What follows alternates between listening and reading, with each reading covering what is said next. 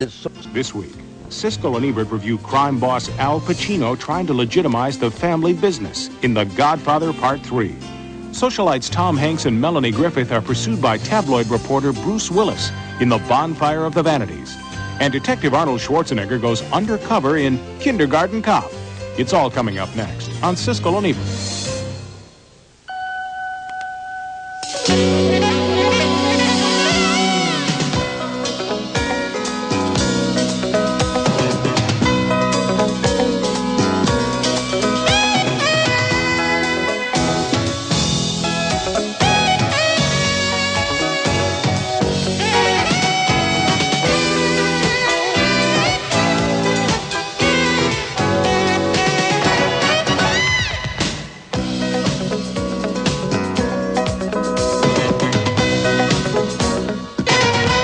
Sold the casinos. All businesses having to do with gambling. We have no interest or investment in anything illegitimate. When they asked Francis Ford Coppola to make The Godfather Part 3, it was an offer he couldn't refuse, and we'll review it on this edition of Siskel and Ebert, along with some of the other new holiday openings, including Sean Connery and Michelle Pfeiffer in the Russia House. I'm Roger Ebert of the Chicago Sun-Times. And I'm Gene Siskel of the Chicago Tribune. Our first film is The Godfather Part 3, and in a nutshell, this picture is not in the same league as the first two films in the series, but how many other movies are. There are problems with this new film, but it still has impressive strengths, returning to the story of Michael Corleone, now trying to achieve some respectability in his late middle age. The film opens with him receiving an honor from the Vatican after making a $100 million contribution. That's the sort of thing the Corleones do. His estranged former wife, Kay, played by Diane Keaton, is onto his game. They have a most exciting relationship in this film. She knows Michael better than anyone, and they still love each other. I came here to protect my son. I didn't come here to see you disguised by your church. I think that was a shameful ceremony. I spent my life protecting my son. I spent my life protecting my family. They're exciting together. Later at the same party, Michael's peaceful, respectable life is torn apart by his nephew, Vincent, the illegitimate son of the late Sonny Corleone. Remember him, played by James Caan. Vincent, played by Andy Garcia, gets into a fight with mob boss Joey Zaza, played by Joe Mantegna. So, what's the trouble between you and Mr. Joe Zaza? Just trouble. I'll take care of it. It's foolish of you. Foolish of me? Things a little foolish to this guy, don't you think? Right? Right! Temper like his father. Vincent turns out to be a key character in the movie, taking over the role of muscle man for the Corleone family when battle is joined with Joey Zaza. Michael, in the hospital recovering now from a diabetes attack, tells Vincent to cool it with his hitman mentality. I command this family, right or wrong. It was not what I wanted! In A Tale of Forbidden Love, Vincent ends up becoming romantically involved with Michael's daughter, Mary, his first cousin, played by director Coppola's real daughter, Sophia. The other story point in the film is Michael's involvement with the Vatican Bank, which has just suffered a big loss. This deal with an Nobiliare can make you one of the richest men in the world.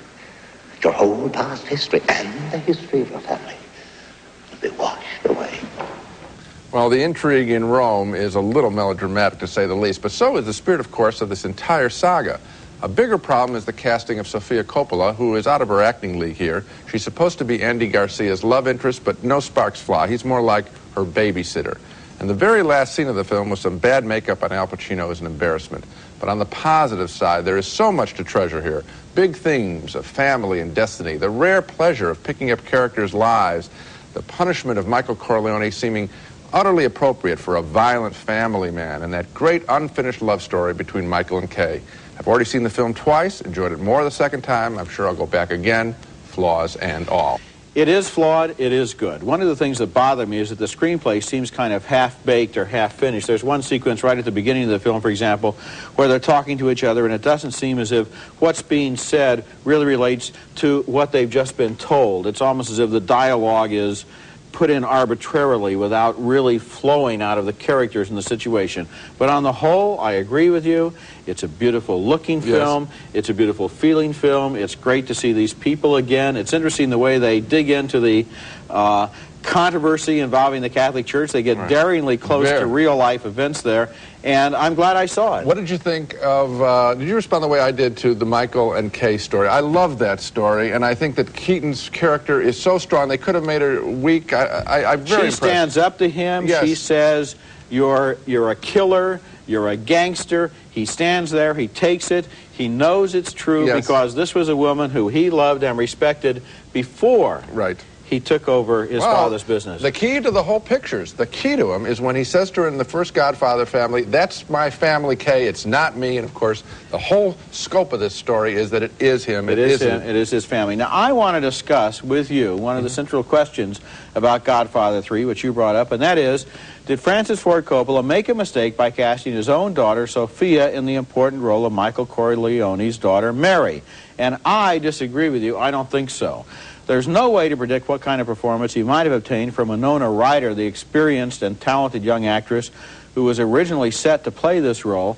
But I think Sofia Coppola brings a quality of her own to Mary Corleone, a certain upfront vulnerability and simplicity that I think are appropriate and right for the role. It's over, Mary.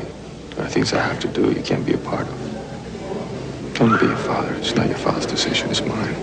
Some critics have suggested that Sofia Coppola lacks the extraordinary beauty and irresistible sex appeal necessary for this role, but actually, that's not what Mary Corleone is like at all. She is an average and an exceptional child in a family that she clearly only has a dim understanding of. You gotta understand, man. You gotta understand. I'll always love you. She's heard rumors about her father, but she remains in the dark and naive, and I think she falls for Vincent, Michael's nephew, mostly because he's the first guy who's ever really taken her seriously. She's in love with him, but I don't know if he's in love with her. He's such a calculating guy, he might have gone after any woman who was Michael's daughter.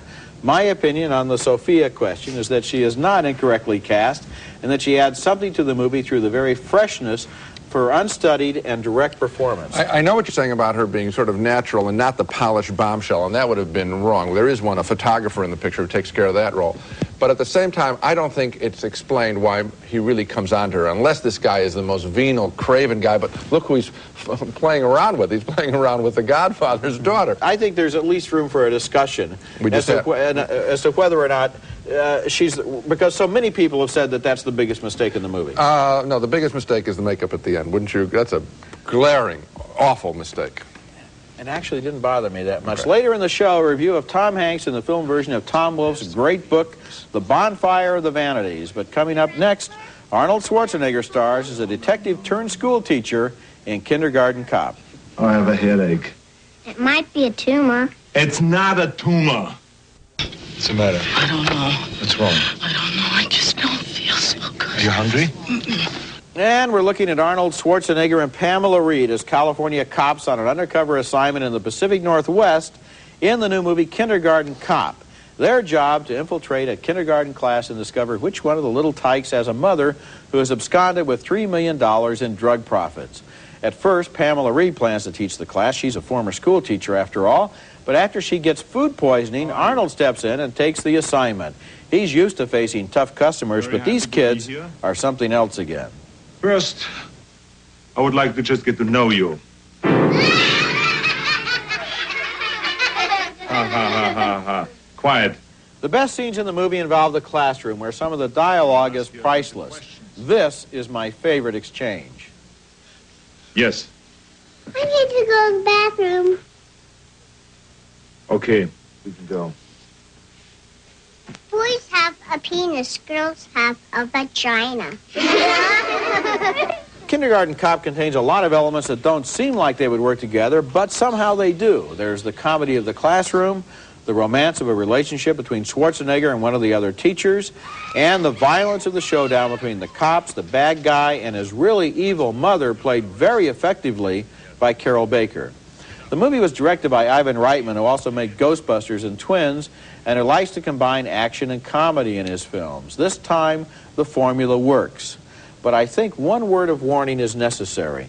Despite the upbeat advertising for this film and the title Kindergarten Cop and its PG-13 rating and all of that kind of image-building, jolly kind of stuff, a lot of scary and bad things happen to little kids in this movie, and it is not appropriate for smaller children. Yes, I underline that. In fact, if I had to draw a line arbitrarily, I know I'm going to upset a lot of kids, I'd say about 10.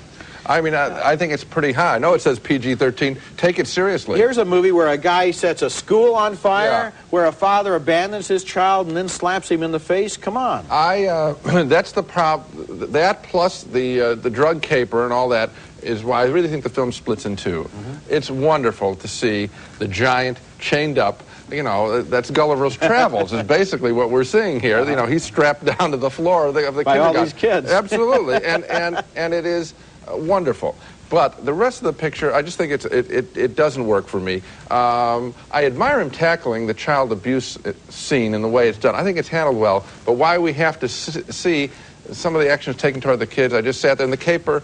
I just felt the film split in two. Coming up next, the great book Bonfire of the Vanities is now a movie. Tom Hanks, Melanie Griffith, and Bruce Willis co-star. Mrs. Russ, can I understand that you're Sherman McCoy's lover? Excuse me? Answer the question, Sherman. I'm going to jail, aren't I? Well, let me get out first. Now listen to me. You don't say anything. Don't cover your face. Don't hide your head. You don't even know they're there, okay? That's a scene from the eagerly awaited new film, The Bonfire of the Vanities, based on Tom Wolfe's fabulous book about New York City in the 80s with its stock exchange wheeler-dealers, their high-life society, and the fear and loathing with which they regard the black and Hispanic underclass. The book is full of wit and bile. The movie is full of something else. Director Brian De Palma soft pedals the whole story and has made a very bad film here. I'm very disappointed. In the story, Tom Hanks plays a super Wall Street bond salesman named Sherman McCoy, who considers himself a master of the universe, not bound by any rules, as he prepares to sneak out of his fabulous apartment away from his razor-thin wife and toward his mistress. What on earth are you doing? Well, I'm taking the dog for a walk. That's Kim Cattrall as his wife. Later, Sherman picks up his married girlfriend, Maria, played by Melanie Griffith, at the airport. They take a wrong turn coming home and wind up in the Bronx, where they're going to be confronted by a couple of young black men. Trying to escape, they back into one of the young men, injuring him. And back home, Sherman and his mistress debate whether to report what they believe was an attempted robbery. Melanie Griffith looks kind of blousy here, not as sharp as the book's character. But if we call the police now, then we're not... Let's call them. Let's call them and invite them over here to our little love nest. They would love to get their hands on us, the police, the press, and all the rest of the media rats. The other key player in the story is Peter Fallow, played by Bruce Willis, a drunken tabloid journalist who sees the juiciness of this racially inflammatory story. Everyone is calling me by my first name, like they know me, like they own me. The lawyers and the police and the newspapers. Now, how did I get to be so important? You're not important. Just dinner. Don't you get it? A week from now, a month from now, these people aren't even going to remember what they ate. Willis seems to be much more of a drunk than a journalist in this film, in an inappropriately laconic performance. The criminal justice system also comes in under attack as we meet a grasping district attorney and his staff looking for a popular case to prosecute that will win the DA the black vote in an upcoming election. So your boss, the district attorney, Mr. Weiss, who every night dreams of one day becoming mayor of New York, what he needs is a white man. He needs to find him, he needs to book him, and he needs to throw him in jail.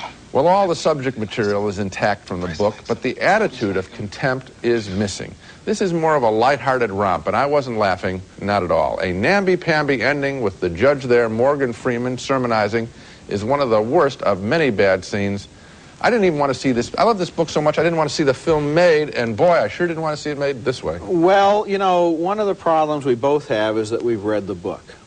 I can only imagine what this movie would seem like to somebody who hadn't read the book. Maybe they'd like it more. The problem is that time after time, the book made such an impression on me that I was sitting there saying to the screen, you know, that's not who that person is. That's not why they're doing that. That's not really what happened. That's not what it was like. Until what you get is sort of like kind of cartoony highlights of events in the movie, with the movie giving you no idea at all as to why these things are happening or the motivations of the people involved. Or why it's so important to document what was going on in New York at this time with these people. Yeah. There's no urgency here. You know, in a movie that is filled with disappointments, the biggest disappointment for me was the Bruce Willis character. Absolutely. They really missed a chance here. I mean, why do they get so tied up with the notion that they have to fill up a movie with stars that they don't look at the book and see who this drunken, British, freeloading little guy was? And why not get somebody who can play that fascinating character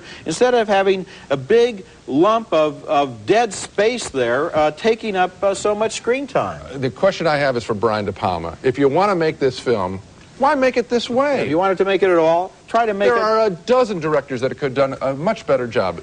Okay, when we come back, The Russia House with Sean Connery and Michelle Pfeiffer, caught in the middle of Cold War intrigue and romance. I hope you are not being frivolous, Barley. My life now only has room for truth. Is The Russia House, based on the best-selling novel by John le Carré, whose thrillers all deal with the professional spies of the Cold War. But the Cold War is winding down as this movie opens. The war is mostly talk, and so is the movie. Talk and more endless talk, droning on and on until it seems as if nothing is going to happen. What does give the movie at least some life are the performances by Sean Connery and Michelle Pfeiffer in two key roles. He's an alcoholic London publisher who's been sent a mysterious manuscript from Russia, and she is the woman who sent it. He doesn't know her, but at the urging of the British Secret Service, he travels to Moscow and seeks her out. She's suspicious of him. Are you a spy? No.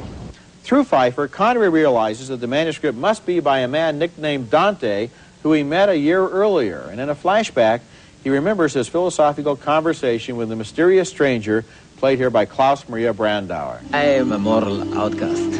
Oh, it's always nice to meet a writer. And what sort of rubbish are you turning out now? Lies. I'm the lie. Brandauer is a scientist whose manuscript betrays deep secrets about Soviet defense capabilities, but of more interest to Connery is the woman who passed it to the West, the first woman in years that has made him care for anything other than his bottle of whiskey. It's unselfish love. Grown-up love. You know it is. Barley, please. It's mature, absolute, thrilling love. Much of the movie, too much of the movie, involves these men, British and American Cold Warriors, who eavesdrop on conversations, mull evidence, spin theories, and engage in endless speculations. Is there a conclusion? Clyde, there is a conclusion. Drop it down the toilet, and your guy with it. When I say that The Russia House contains too much talk, I mean that literally. John le Carré writes elegant and intelligent dialogue, but in his novels it implies and suggests actions, while in a movie it brings action to a halt. If the film had been a little more old-fashioned and had centered on the espionage and love affair with more of Connery and Pfeiffer and less of the jaded and world-weary Cold War experts, I think I would have cared a lot more about it. As it stands, there's so much dialogue, the parts of it would work better as a radio play. And you know, I like those parts. Yeah. I absolutely like the idea of all these people sitting around spinning theories, trying to manipulate each other. In addition, I think you also have, which you did enjoy, Connery and Michelle Pfeiffer in a relationship not unlike the Leno and Robert Redford relationship in Havana, where you see a guy who's been basically selfish and doesn't believe in love has an awakening. And I enjoyed both of them. I enjoyed both stories. I really did. You talk a good movie, but the problem is this movie doesn't really get off the screen with all of the emotion that you apparently have found in it. I found it inside Connery, just like I found it inside Redford. There wasn't enough of Connery. There wasn't enough of the love story. Well, there wasn't enough of anything except talk. No, you're not going to get me to disagree only because I like the movie, so I would want more of it, too. Okay. When we come back with our video pick, we'll look at the complete James Dean. And now it's time for our weekly video selection, a release we think you might enjoy renting or buying for home video. And my selection this week is the James Dean 35th Anniversary Collection, an elegant new box set of either laserdiscs or videotapes from Warner Brothers that includes James Dean's 3 major movie performances. Here they all are: East of Eden, Rebel Without a Cause, and Giant. These movies have all been out on video before, but now the ones that were shot in CinemaScope are presented in their original widescreen formats on Laserdisc, although on videotape they're all cropped as usual. This box set also includes an hour-long documentary called Forever James Dean and all of the original coming attractions trailers for the films. It's worth looking at. Now let's take another look at the movies we reviewed on this show. 2 thumbs up for The Godfather Part 3. It's not as good as the first 2 movies, but it's better than most other movies. A split decision on Kindergarten Cop with Arnold Schwarzenegger. I thought it worked, Gene didn't, but we both believe it is not appropriate for younger children. 2 thumbs down for The Bonfire, The Vanities, a missed opportunity to capture a very special book. Another split decision on The Russia House. Gene especially liked the relationship with Pfeiffer and Connery. I thought it had too much talk. And so The Godfather Part 3 is really the cream of the crop this week, and that's for sure. And it is a picture that you can savor and see again. There is great richness there, and the flaws, well, again, as you said, it is so much better than what we see, that those flaws shouldn't keep people away anyway.